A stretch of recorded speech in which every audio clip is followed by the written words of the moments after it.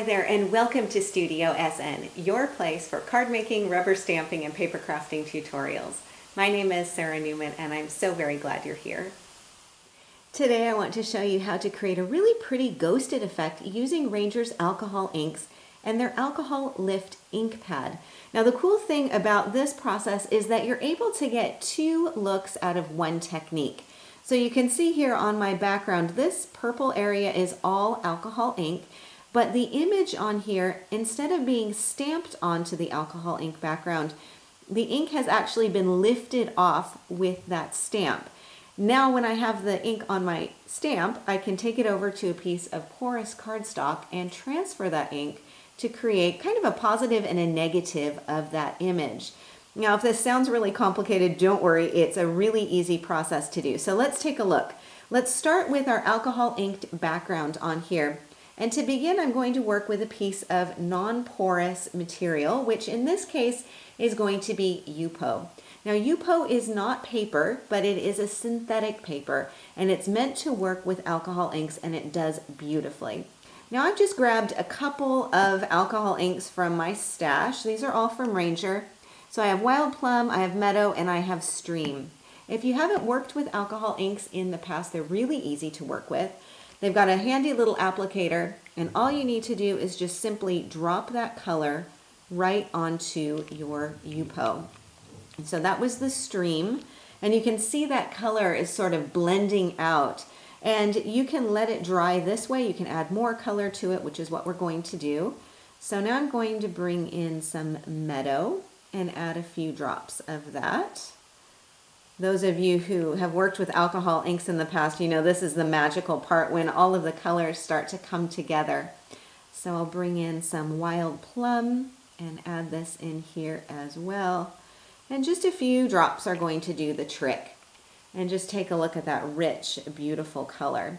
Now I want this all to be completely covered with color. I don't want any white areas. And to help with that, I have a little applicator, little alcohol ink applicator. And on here you've got a Velcro piece, which is part of that wooden handle.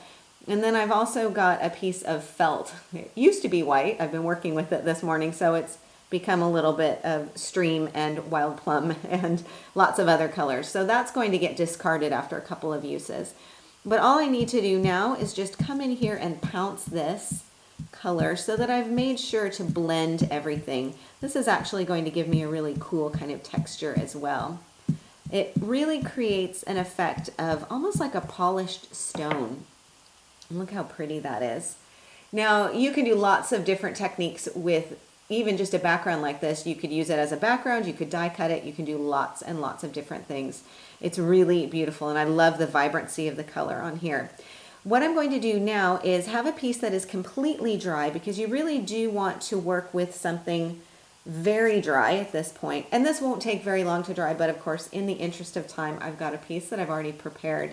Now for this, I need to have a couple of things on hand. I need my alcohol lift ink pad. This is also from Ranger. When you get yours, it will look a lot better than my very well used one, which is a little bit discolored. This won't have any ill effect on my technique, but yours will be completely white, almost like an embossing ink pad. Now I also need to have my stamp, and I've got my stamp all ready to go. This is one also from Ranger. This is the Dina Wakley Scribbly Insects. And you can see you've got three really nice large images and also some sentiments and quotes on here too. And this is the butterfly that I'm using right here. A nice open image. The other thing I need to have on hand is a piece of dry cloth. Don't use a baby wipe for this, definitely not a damp baby wipe. A nice dry lint-free cloth is going to be your best bet with that. So what I'm going to do now is just simply ink up my butterfly stamp with the alcohol lift ink and make sure that that is completely inked up. And then simply stamp this onto my alcohol inked background. So stamping just like you normally would.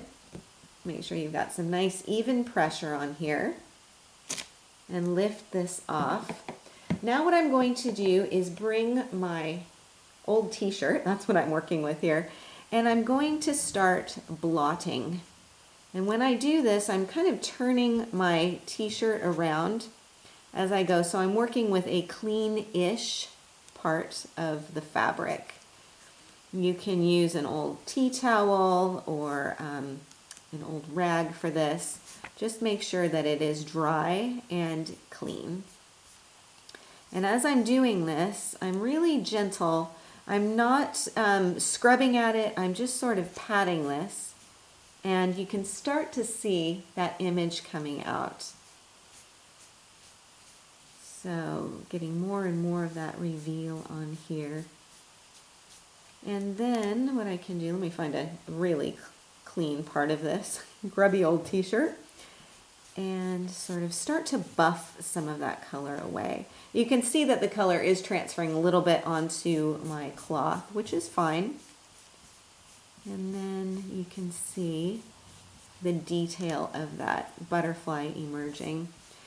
Now I really have found with this technique that darker colors of alcohol ink are going to give you a more dramatic effect. Things are going to stand out a little bit more than if you use really pale colors. And the choice is up to you. It really just depends on the look that you're going for. And then take a look. You've got a beautiful ghosty, sort of a batik effect image on here. Now the other thing you can do while you've got your ink still on your stamp, I'm going to set aside my alcohol ink background and bring in a piece of white cardstock. So this is not Yupo, this is a smooth white cardstock that you'd normally use for stamping. And then I'm just going to bring back that stamp with the alcohol ink that has been lifted onto it. I didn't clean off the stamp. And stamp that and lift.